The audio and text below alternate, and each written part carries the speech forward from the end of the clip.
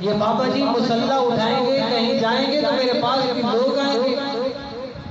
صبح سے لے کر شام ہو گئی، اللہ کے ولی حضرت بایزید بستامی رحمت اللہ علیہ مصلی بچھا کے وہاں رب کی عبادت کر رہے ہیں۔ اب سوال یہ پیدا ہوتا ہے،